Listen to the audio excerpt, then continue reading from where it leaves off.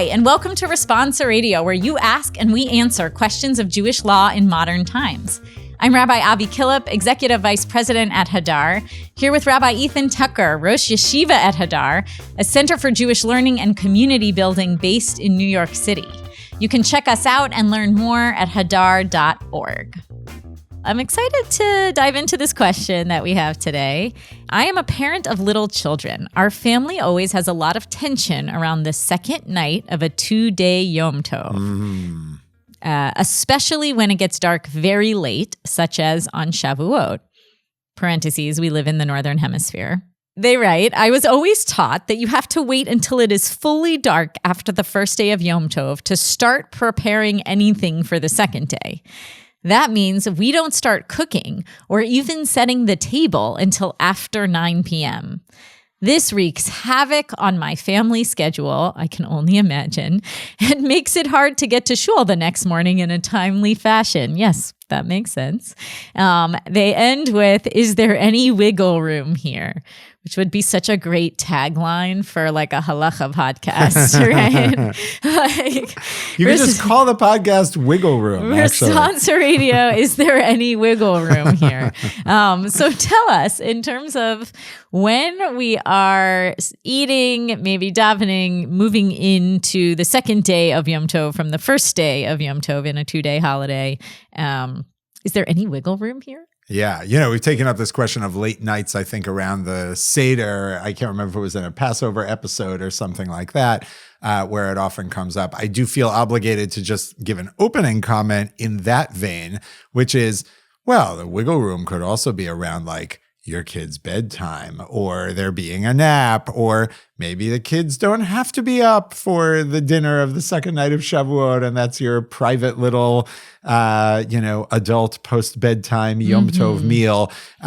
Leave the children behind. That's your advice. like whatever. One of the things that you'll grow up into, you'll mature into this crazy, awesome, late 9:15 meal that we have. Second day Yom Tov is a privilege. Exactly. And has to be earned. I do mean that actually somewhat seriously, and that I think, sometimes actually there's a culture of like rearranging things around children and their schedule, which I don't always think is the right move, either pedagogically or religiously or structurally. I'm saying that as the opening gambit, and now the rest of the answer is going to go the other way. Okay, so let's imagine, and maybe I'll even for that purpose reframe here and say, let's assume for whatever reason, it's very important to you to have your children at that meal. And, we can also imagine there's other contexts, by the way, where this comes up, like in an old age home, and there might be regimented sleep times and medicine times and this and that, and you're trying to arrange a Yom Tov meal. Right. There's any number of factors where this could potentially come up. So what are the parameters? How do we do it? So to reaffirm, there are two issues here, actually, in terms of arranging this. One, which has been flagged by the questioner, and I want to flag one other. When thinking about starting the second day of Yom Tov early, as it were, before nightfall, there are two factors. Factor number one, what the questioner says, preparing for day 2 on day 1. And we'll talk about that in a second. Factor number 2, starting to say the prayers for the second night of Yom Tov and Kiddush and all of those things before the second day of Yom Tov has actually begun. So I want to quickly knock off the second factor, and then we'll go back to the first one with the questioner raised. So can you daven early and do all of that? Early? Yeah, can you do all that stuff? So that's not really, because 2-day Yom Tov does meld into like a big blob of endless time. It's one of my favorite times of life. Second only to 3-day Yom Tov, which is not really a thing. Actually, it's just means you're up against Shabbat. You love the email blackout. You are 100% right. I knew it. I'm willing even to give up podcasts in order to get 3 days with no email. So I'm glad you said that, because experientially we feel it that way. But the reason this question comes up, both in terms of the davening and the preparing, is formally speaking, each day of Yom Tov is its own day with its own integrity. has origins in certain ways and certain conceptions that maybe only one of them is Yom Tov. And, we have to cover our bases in terms of some history of calendrical doubt. But one way or the other, this isn't just a sort of a 48-hour holiday. It's two adjacent 24-hour holidays. And one of the rules of Yom Tov is you can only do basic things of preparing things on Yom Tov, like cooking and all of that, for the day itself, right? You can't spend Yom Tov cooking for next Thursday. Right. And that applies even to the next day, even if you're going to observe it as Yom Tov. It's its own special day. So given that, right, the question is, well, can I start praying for the second day earlier when it's still a day that might not really be Yom Tov, right? It has its own identity. The basic answer on that is, yeah, that's not really a problem. Because we for sure have a tradition, which people know, of beginning Shabbat early, right, or beginning Yom Tov early into the weekday before. Okay. So there's really not a problem of this backing is just things like that. up. It's basically like that. But even if you were to say, no, but what's problematic is you're sort of davening an Amida or saying Kiddush from a day that itself might not really be Yom Tov because of this calendrical doubt background of the second day of Yom Tov. It's more like davening the Amida on Saturday night while it's still Shabbat. You're like, backing up into the prior sacred day. But even that is not a problem because the Talmud actually already talks about one sage, Rabbi Yoshia, who would regularly daven the Saturday night Amida while it was still Shabbat. Okay? And the idea there is you're just basically saying something a little earlier. It's not like you're davening it in the morning. It's the end of the day. As long as it's in the period of the day we call after Plag HaMincha, which is the technical halachic time term for essentially an hour and a quarter, variable by how much sunlight there is, but an hour and a quarter before sunset. So it's like the very ending, the waning hours of daylight. As long as you're in those waning hours of daylight, you can actually even pray the end of Shabbat Amida on Shabbat. All the more so, you can say a Yom Tov Amida on Yom Tov. The hesitancy to doing it at the end of Shabbat, we'll get to this in a bit, is, well, you don't want to mislead people and say, Shabbat is over. Right. And then they, God forbid, start doing forbidden actions on Shabbat. So the practice there of davening while it's still Shabbat will be limited to circumstances where you won't be able to pray later, or you might make Havdalah without a candle earlier before the end of Shabbat because you won't have wine at the end of Shabbat. These kinds of, extenuating circumstances. But pretty much that gives you the license to pray the second night earlier, as long as people are not going to get the signal that you are basically allowed to, do preparations for the second day already before the first day is over. I would imagine also now, like if we're just being honest, we often find ourselves in contexts where there are some people who observe the second day and some people who don't, whether that's because they're Israeli and they're just visiting. Correct. Or you're in Israel and you're just visiting, but you're still observing the second day. So I imagine that's something you would watch out for also, is to make sure that those people don't feel like, well, they've moved into the second day, so I'm out of here. Like I can get in my car and drive away now. Right. So there's that concern. Rav Yehuda Herzl Henkin, who takes up this point in his Responsa B'nai Banim, he says something interesting. He says, yeah, that was a big concern in earlier times. But now, I would add, for better and for worse, everyone follows a luach. Everyone, we have a whole culture of 8:37, is when it's over. It used to be actually in communities, they would, imagine you're in like a small Jewish neighborhood. You hear the synagogue saying Baruch Hu on Saturday night. You're like, oh, Shabbos is over. I can start doing stuff. Yeah. In that world, you have to worry about davening early. But he says that's not the world we live in. People publish times, they check their watch. That's how they determine when Shabbat is over. So no worries really about making Kiddush early, davening earlier. You can't move it prior to Plag HaMincha, to that waning hours of the day. But as long as it's from that point forward, no problem. Okay, great. This is a good time to take a quick break. We'll get right back to the episode. But first, I want to let you know about an upcoming program at Hadar that you will love. The July Learning Seminar in New York City. This is a week of incredible immersive learning led by Hadar's stellar faculty and designed for learners of all backgrounds and all levels of text experience. Come connect with an incredible network of people working together to build more meaningful Jewish lives. Visit hadar.org for more information. Now let's dive back in. Okay. Now, you said the only thing we do have to be concerned about is actually this issue of preparing for the next preparation. day. Exactly. So this is a problem, right? In the sense that you cannot prepare the food for the second night of Yom Tov on the first day of Yom Tov. That's not allowed. There's no way to justify that.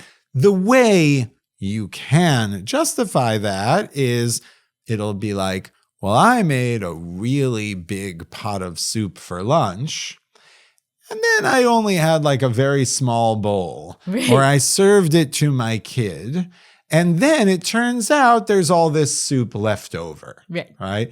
You have to do that. That can only really fly with foods that are like fill up in a pot or one undifferentiated medium. You can't be like, I made a chicken leg for my kid and there happened to be 20 others on the tray, right? I thought you were going to say there happened to be a chicken attached.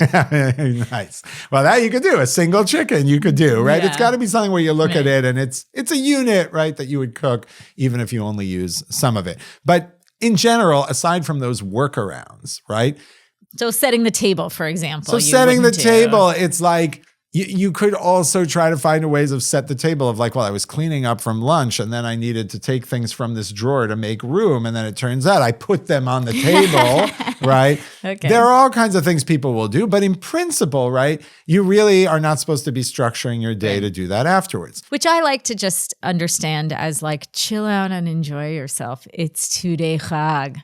You got nowhere to go. Yeah, and really preserving the integrity of that first day. I always think whenever I'm holding to like the very strict and clear standard on this, I actually really try to savor those late hours of the first day where I don't have to rush into work the next day. It's actually a very unusual kind of circumstance. And okay, then I'll have to like scramble to do some things for that night's dinner. But there's actually such an incredible gift, which you usually don't get at the end of Shabbat, to sit there like at 8 p.m. and be like, I'm actually just going to sit here for the next 45 minutes and there's nothing I can do. I'm just going to read this book. Yeah.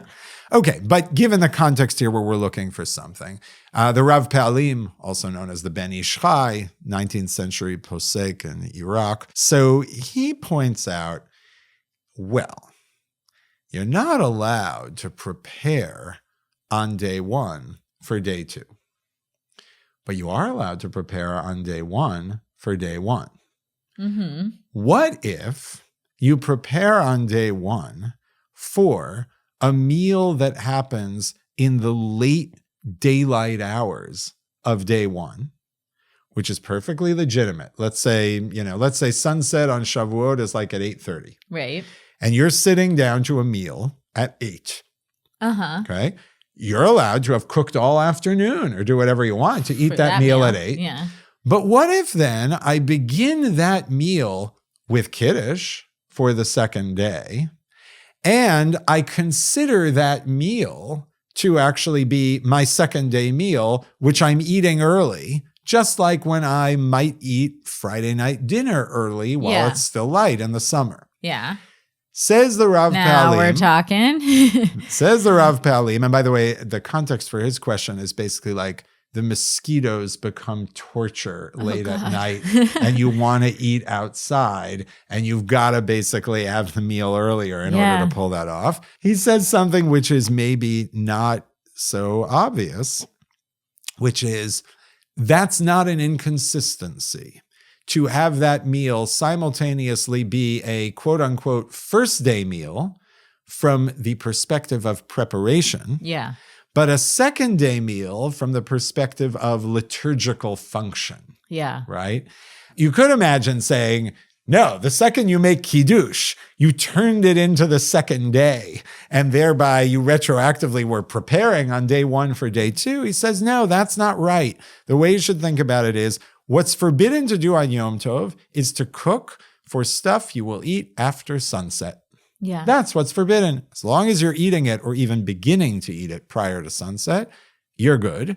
And as we saw from the other precedents we mentioned, you're allowed to do kiddush and the ceremonial meals before. So it sort of turns that prohibition without ignoring that prohibition. You just turn that into for lunch tomorrow or for dinner tomorrow instead of applying it to dinner tonight, which is sort of one foot in this day and 1 foot into the next day. That's right. And it does this interesting move of suggesting that the liturgical frame that you put on something is not the same as, the time of day it actually is. And to take seriously what it means to make kiddush early is to say, no, it really is day one. It's just, it covers your day two obligation to make kiddush, and you're just allowed to move that up a little, as we see in the Gemara in Brachot. Yeah, this feels like a technical and halachic version of my statement that time is mushy on Tudei Chag, and it all blends together. It's like a much more sophisticated way of saying, like, yeah, in this instance, it's okay, actually, for this meal to sort of live in both days. Yeah, that's right. That's right. It has these different aspects, and it can do double duty.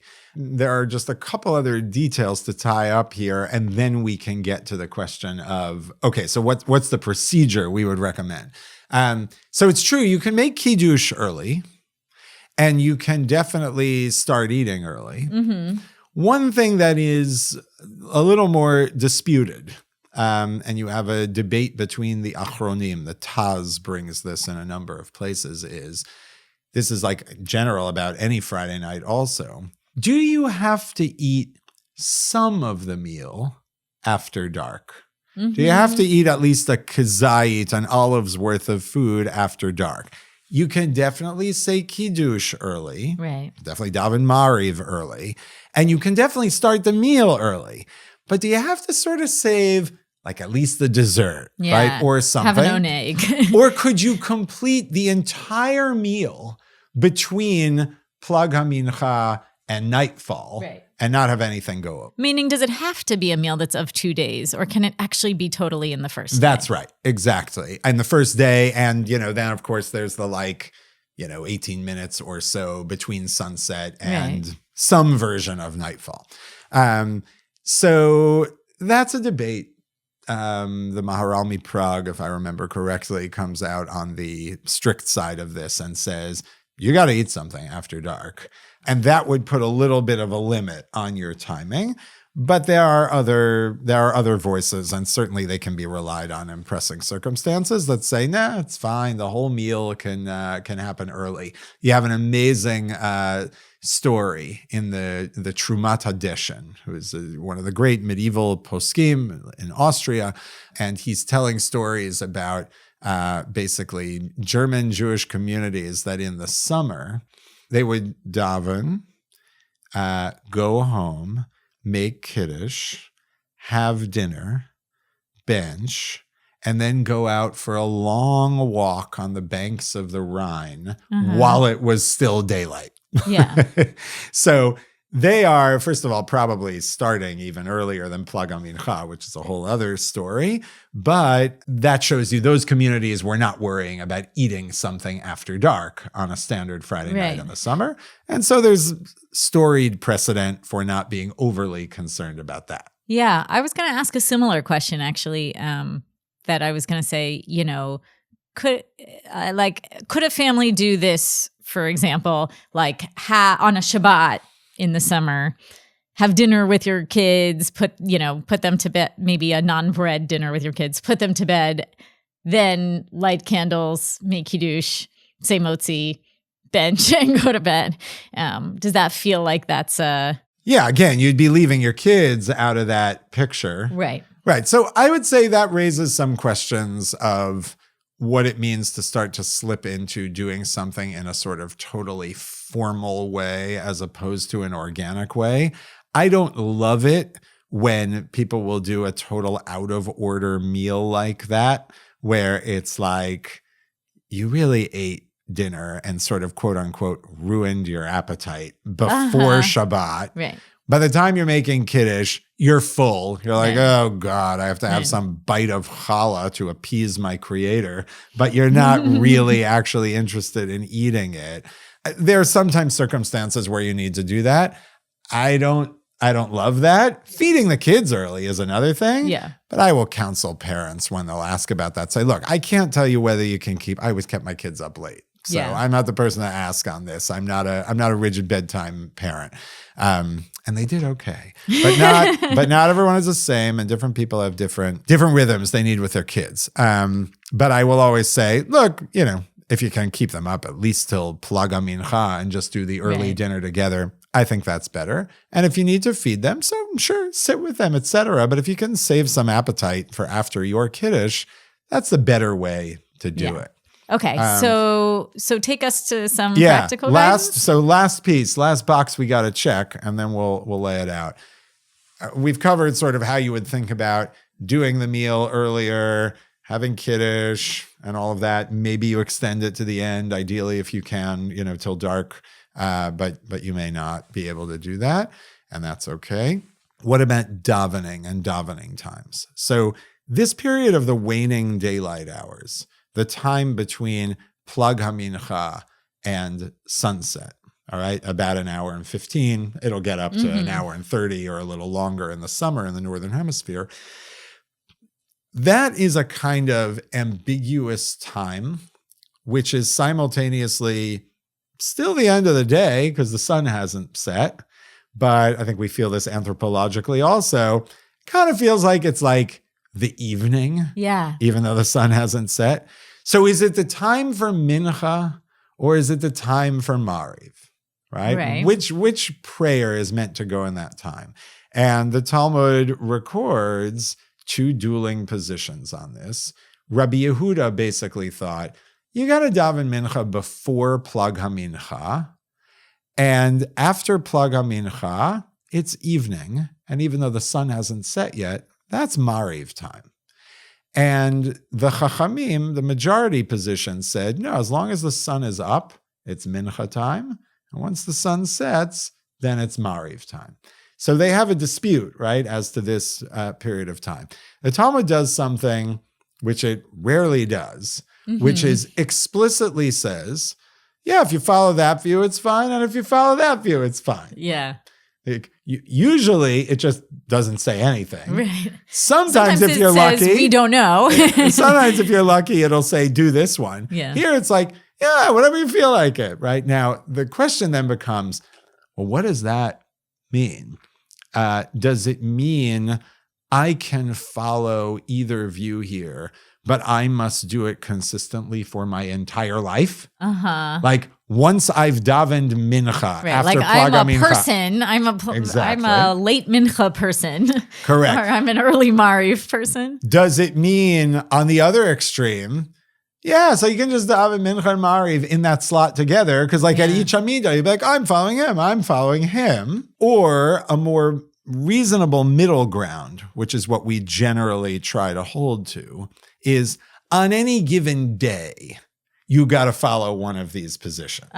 So if you want to daven Mariv after Plag HaMincha, but before sunset, you're going to have to back up your mincha to before Plag HaMincha. So if you plan to daven Mariv early, you might want to do mincha at 1. Exactly. You might have to move that up. Indeed, we would generally say that is what you should do. And we generally only compromise that and allow Mincha and Mariv to be in the same slot in two scenarios. One, when it's Erev Shabbat, it's a little different because then Mariv can be said to just be like extending Shabbat, right? Yeah. It's not like, oh, I'm davening Mariv early. It's I'm beginning Shabbat early.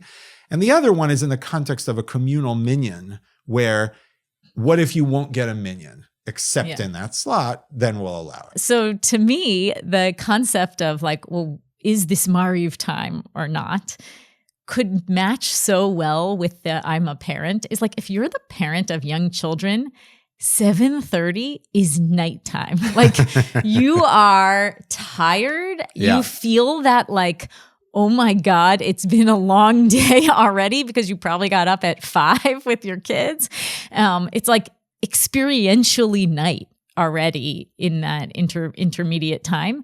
Whereas if you're not the parent of young kids, then I could totally see that it's like, yeah, it's mincha for you. You're like, I can have dinner at 9. I'm just getting started. We're going to have an oneg. We're going to sing all night long. Mm-hmm. This is totally fine. So that's my sort of experiential take to me, this feels entirely logical. Yeah. Makes sense. All right, so can we give some practical guidelines? Yeah. Let's say you want to do this starting the second night of Shavuot early. Okay. All right, here's what you got to do. I'll just use some round numbers as examples for the terms we've been dealing with, like Plag HaMincha, again, that's sort of beginning of the waning hours of daylight, Shkiat HaChama, sunset, and then Seder Kochavim, sort of early nightfall. So I'm going to use just some dummy numbers for this. Imagine that Plag HaMincha is at 7 p.m. And imagine that sunset is at 8:30. And imagine that, the earliest Seder Kochavim is like 8:50 or something like that. And that 8:50 is what the questioner is like, I can't wait till then. All right. Yeah. So I'm imagining it. You got 7 is Plag HaMincha and 8:30 is sunset. So here's what you need to do. You need to finish davening mincha before 7. Mincha for the first day, you do before Plag HaMincha. So before 7 p.m. in this example, but you got to check your local luach, all right? And ideally, if you're in a community and they can arrange it this way, right, they would, let's say, call for a mincha. That would be at like 6:15 or 6:30, okay? So people can get home. You then daven arvit on the other end of 7 o'clock, right? Mariv. Yes. You find that Plag HaMincha line, and you make sure you're davening Mariv on the other side of that line. Right. So you're respecting the integrity of the Rabbi Yehuda position that day, where you say the waning daylight hours are already the evening. I daven mincha earlier and Mariv after. You have spent the afternoon preparing for a meal. You're cooking, you're doing whatever you need. You sit down to that meal sometime after you finish Mariv. That would be at, 7:15 if you're doing it at home. If you went to shul, maybe it's another 15 minutes, whatever it is. But you're beginning that meal in the zone prior to 8:30, prior to sunset. Right. You basically eat that meal as you normally would. If you're able to extend it such that you eat a tiny little bit at 8:50 and then wrap up and bench and then put the kids to bed at 9, that's great. If you want to move it up, right, really earlier, so it's like eating at 7:15, you're done by 8, and you don't follow that stringency of waiting to eat something after dark. And that's it. You're finished. Now, again, if you're dealing with children who have to be in bed by 7 p.m., so then you're back in a normal situation that a parent might be on any Friday night where basically the kids cannot stay up. Right. Even to the earliest time to start Shabbat, which is Plag HaMincha. And that's its own set of challenges in parenting and how to do it. But the basic idea here is that, there is this viable way, relying on the Bnei Banim and the Rav Palim, to time this Plag HaMincha straddling of Mincha and Mariv, and then just make sure that the meal which you've prepared on day 1 is being eaten during the daylight hours of day 1, even though liturgically it'll function as your early day 2 set of rituals. I think that sounds great. I really appreciate this. I have no doubt that it will be really helpful to people. And also to everyone who is a listener who is in this stage of those children who you really want to share this Chag meal with them. And also there's just no way that you want them up that late. Maybe they won't be those sweet children that they usually are if they're still awake at 9 p.m. Just to say, like, I hope this is helpful, and also to know that hang in there, because you may reach a day where you actually could take a long nap on the first day of Chag and all stay up as a family for dinner. So we wish that for you all. Chag Sameach. Chag Sameach. I remember being 6 years old, sitting in my chair, happy it was Friday night. Have a halachic question you'd like answered on the show? Email us at responsaradio@hadar.org. Responsa Radio is a project of the Hadar Institute. Thanks to Chana Kupetz and Jeremy Tabick for producing this podcast, and to David Khabinsky for recording and editing this episode. Hands upon my head, I never will forget the words she said.